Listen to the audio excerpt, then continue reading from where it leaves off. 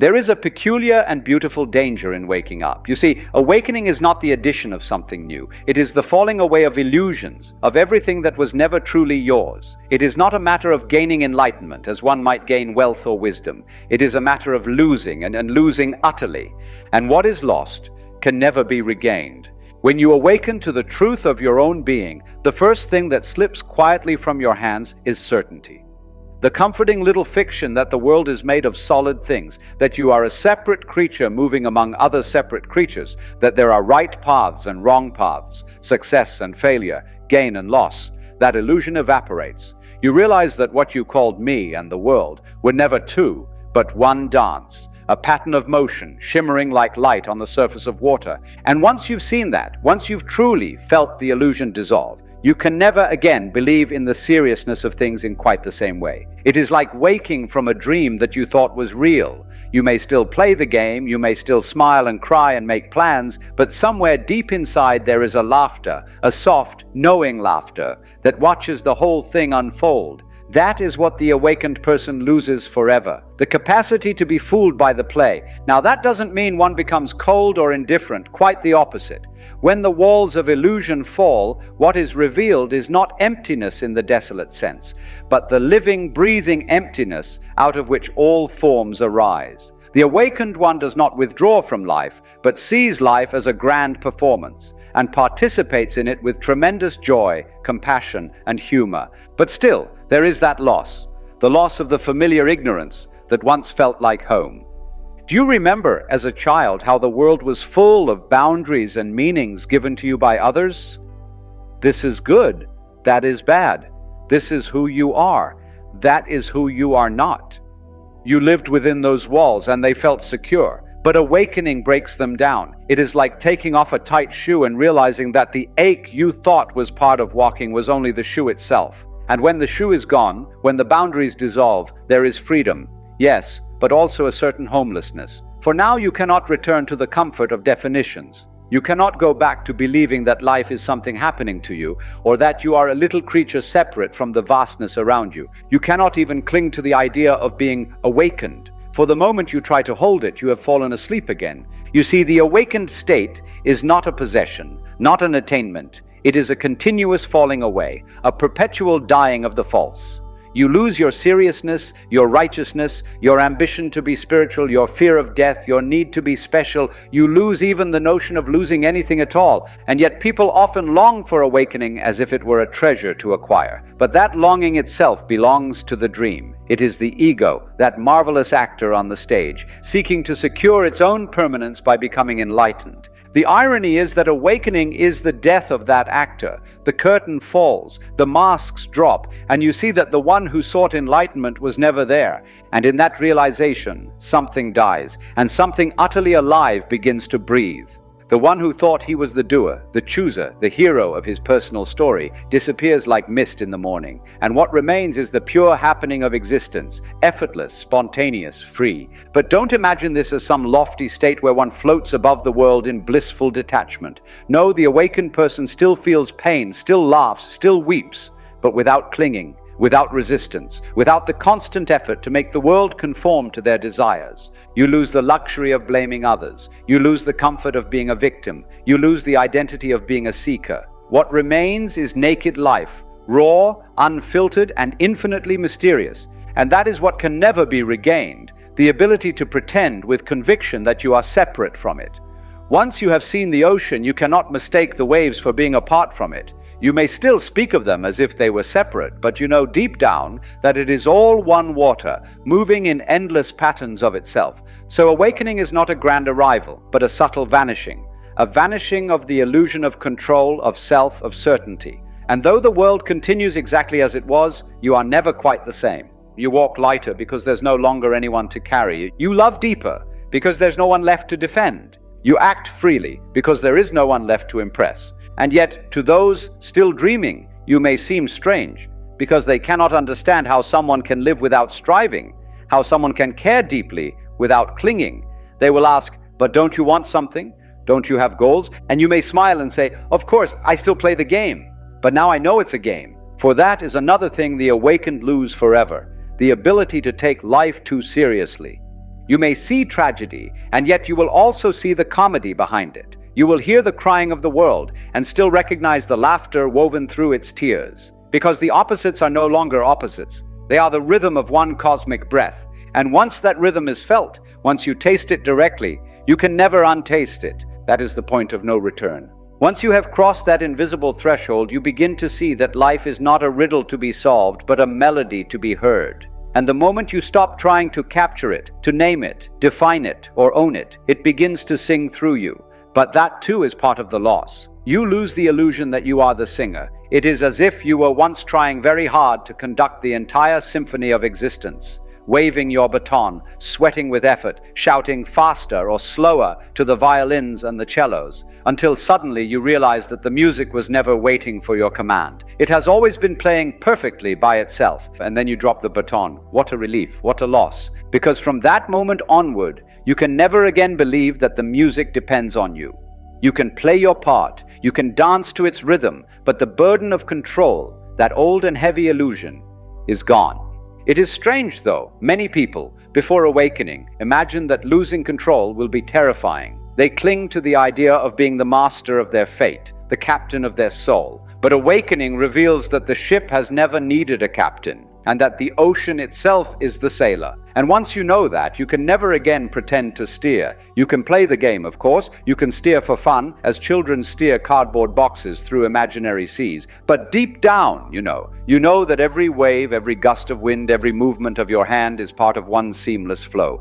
The awakened person then loses the capacity to be entirely fooled by their own seriousness. They can still get caught up in the drama of life. Oh yes, it happens. But there is always that secret smile behind the eyes, that little inner wink that says, "Ah, here we are again. What a marvelous show." That's why some people mistake awakened beings for being detached or indifferent. But it isn't indifference, it's intimacy. It's being so close to the fabric of life that you can no longer tear it into this and that. You are woven into it. You are it. And that intimacy, that directness of perception, strips away another layer of illusion, the illusion of time. Before awakening, time feels like a long road stretching ahead, with a past trailing behind. We are always on our way to somewhere, to a better version of ourselves, a future reward, a place where we will finally arrive.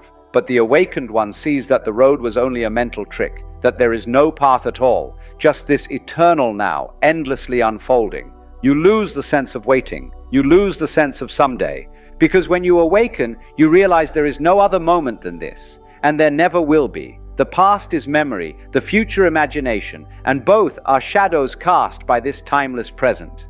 And once you see that, you can never quite go back to the frantic chase of later. You cannot convince yourself that happiness lies around the next corner, that peace will come after you achieve some grand goal. You have seen the absurdity of running toward what you already are. It's a kind of cosmic joke, really. And yet, it doesn't make life dull or meaningless. It makes it luminous, because when you are no longer chasing the mirage of tomorrow, the ordinary things, the laughter of a friend, the scent of rain, the sound of your own footsteps on the earth, become astonishingly vivid. You see, awakening isn't the discovery of something new. It's the seeing of what has always been, without the veil of distraction. But you do lose something precious in this seeing, the capacity to be completely absorbed in the fiction of your own story. You can still play the role, still enjoy the drama, but it's like watching a movie you've already seen. You can cry, you can laugh, but you know somewhere deep inside how it ends. You know that the hero was never separate from the villain, that every tragedy was also a birth, and that every death was a doorway. And once that understanding dawns, the heart softens. You can no longer hate as you once did. You can no longer draw such sharp lines between right and wrong, success and failure, self and other. You lose the satisfaction of judgment. You lose the luxury of certainty. But in exchange, you gain compassion, not as a virtue to be practiced, but as a natural expression of seeing clearly. You see that everyone, even those who seem most lost, are not truly lost. They are the universe pretending to be lost. You see that every cry for love, every act of greed, every fearful defense of ego is the same movement of life seeking itself, yearning to awaken from its own dream. And when you see that, how can you condemn? You laugh, perhaps softly, not out of mockery, but from the tenderness of recognition. You see yourself in everything. That too is irreversible. Once you see that there is no them, only us, you cannot return to the illusion of separation. You may still feel anger, still disagree, still act firmly, but the hatred that once burned in the name of me versus you has dissolved. You lose your enemies, and in losing your enemies you lose a great many of your certainties. It is in truth a death of sorts, the death of the small frightened self that thrived on conflict, identity, and control. And yet, like all genuine deaths, it is also a birth, for in the quiet that follows, after the noise of seeking, fighting, and proving has fallen away, there is a profound stillness. And in that stillness, life reveals itself as what it has always been, eternal, effortless, perfectly complete, and you realize, to your surprise, that there is nothing to do, nothing to achieve, nothing to fix. The game was never about reaching the end. It was about the dance itself. And though you may still stumble and fall, you know now that even the falling is part of the dance, that knowing once tasted can never be untasted.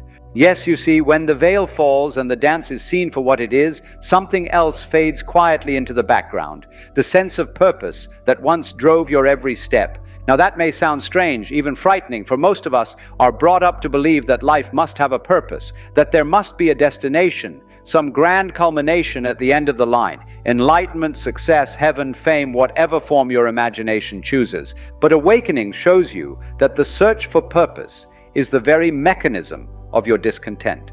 For the moment you imagine that there is something you must reach, you have divided yourself from the present, from what is already whole. You lose then the comfort of believing that life is going somewhere. And paradoxically, that loss is the greatest freedom of all. You realize that the tree outside your window is not trying to become anything. The waves are not striving to reach the shore. The stars are not burning for a reason. They simply are. And their being is complete, entire, effortless. Once you see this, once you feel the pulse of existence in its pure spontaneity, you understand that life's perfection lies in its purposelessness. And this too can never be unseen. You cannot go back to thinking that happiness lies just over the next hill. You cannot convince yourself that there's some cosmic scoreboard tallying your worth. The whole notion collapses like a house of cards in a soft breeze. But you might ask, without purpose, how does one live? That is precisely when life begins to live itself through you. You see, purpose is an invention of thought. It's the mind's way of saying, I am not enough as I am. I must become something. But the awakened one knows that there is no becoming, only being. And that being is infinite, unfathomable, and utterly alive. When you no longer chase purpose, you begin to play. You paint because color delights you. You dance because the movement feels like wind through your body. You speak not to prove, but to express the music flowing through your lips. And in that playfulness, life regains its innocence.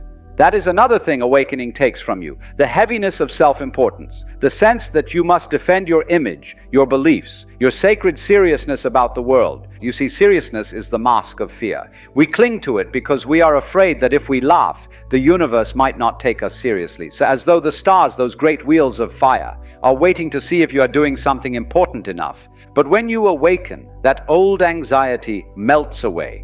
You laugh more easily, sometimes at the most solemn things, because you see the cosmic humor in it all. You see that God or life or Tao or whatever name you prefer is not a stern judge in the sky, but a trickster, a dancer, a child playing hide and seek with itself. And that laughter, once it comes, it never leaves you. You may weep, yes, you may experience loss, grief, heartbreak, but woven through it all is that subtle laughter, that soft current of joy that says, how beautiful, even this. You see, once you awaken, you lose the ability to divide life into the good and the bad. You no longer say, I must cling to pleasure and flee from pain. You see that they are two faces of the same wave, rising and falling, ebbing and flowing, each giving birth to the other. And when you realize that, you lose the struggle, you lose the war with what is. This too can never be reversed. Once you stop fighting the present moment, once you surrender so completely that even the idea of surrender dissolves, there is no one left to resist. And that utter absence of resistance is peace. It is not the peace of escape, of hiding from life, but the peace that comes from being fully in it, seeing its totality without needing to change it. You cannot regain the old comfort of thinking, if only things were different, then I would be happy. For now you know that happiness is not elsewhere. It is the recognition of being right now as it is. That knowledge burns away every postponement, every excuse, every hesitation, and you begin to live, not as a means to an end, but as an end in itself. You wake in the morning and the sun on the curtain is enough. The breath moving through your lungs is enough. The laughter of a stranger on the street is enough. And when the day ends and the shadows lengthen, that too is enough. Because what you have lost, the illusions of separation, control, and purpose, were never real to begin with. They were dreams within the dream. And though you may sometimes remember them fondly, as one remembers a childhood fantasy, you cannot return. You cannot unknow what you know, and yet, listen carefully, you would not wish to, because what you have gained is not something new. It is what you have always been, seen at last without distortion. It is the simple, radiant fact of existence, the mystery so intimate you had overlooked it. So yes, the awakened person loses much: certainty, control, seriousness, the intoxication of purpose, the old identity of me. But what is gained, or perhaps revealed, is life itself, free and unbound. And once you see that you are life, not living it as a separate thing, you can never again pretend to be merely a part. You are the whole ocean pretending for a moment to be a wave. And once you have remembered that, truly remembered, the wave may crash, may dissolve, may vanish back into the sea. But you will know that nothing has been lost. Because what you have lost was never real, and what you have found can never die. Yes, let us move gently now toward the end. Not an ending in time, you see, but the flowering of the idea itself, the ripening of the fruit that has been quietly growing beneath these words. Once the illusion dissolves and the self that clung to control has vanished, life becomes astonishingly simple. So simple, in fact, that the mind can scarcely comprehend it. For the mind thrives on complexity, on problems to solve, on worlds to fix and futures to secure. And now suddenly there is nothing left to fix. This is perhaps the final and most subtle loss of awakening, the loss of the need to improve anything, including yourself. You lose the inner critic, the constant voice whispering that you should be wiser, kinder, richer, calmer, more spiritual. You lose the chase for perfection because you see that the one who was chasing was a mirage, a reflection in a passing stream.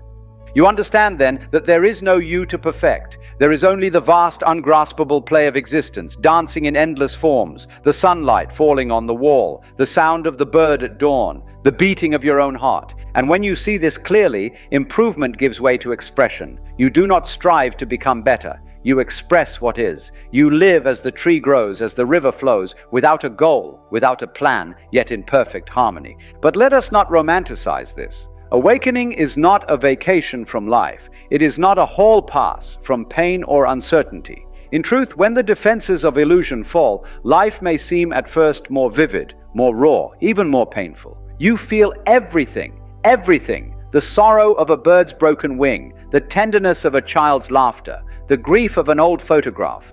But the pain, though real, no longer binds you. It flows through as wind through the leaves. You realize that pain and joy are not enemies, but two inseparable movements of the same cosmic pulse. You lose, therefore, the privilege of numbness. You cannot hide from the intensity of being alive, nor would you wish to. You see that every sensation, whether labeled pleasant or unpleasant, is the universe experiencing itself, tasting itself, being itself, and that includes you. And in that recognition, your heart becomes immense. You weep for the world, but your tears are not bitter, they are sacred. For you see that even in its suffering, the world is utterly divine. Every moment is the dance of God in disguise. You lose your fear of death, too. For how can you fear what you already are? Death is only the changing of costumes, the shifting of scenery. The actor leaves the stage, but the play goes on. And you were never merely the actor, but the light that illuminated the entire performance. And so, in awakening, the old terror of endings dissolves. You realize there are no true endings, only transitions. The caterpillar melts, yes, but not into nothingness. It melts into flight. You can never again believe in annihilation, because you've seen that every disappearance is a return. Every breath you take, every wave that falls back into the sea is a quiet reminder. Nothing truly dies. It only changes shape. And when you see that, death itself becomes a kind of dance partner. Mysterious, yes, but not sinister. You bow to it, knowing it is not your enemy, but your mirror. So to summarize, though awakening cannot be summarized, what is lost can be named, but what is found cannot. you lose the illusion of self, of control, of purpose, of certainty, of division, of permanence. But what emerges in their place is not a void, it is the fullness of life, so complete that there is no room for anything else. You might call it peace or bliss or freedom, but even those words are too small. It is like trying to pour the ocean into a teacup. It is simply what is. The awakened person moves through the world as a leaf moves through air, carried not by effort, but by the invisible currents of being. They still play, still create, still act, but their actions arise from silence, not struggle. They are like a musician who has realized that the notes were never separate from the silence between them.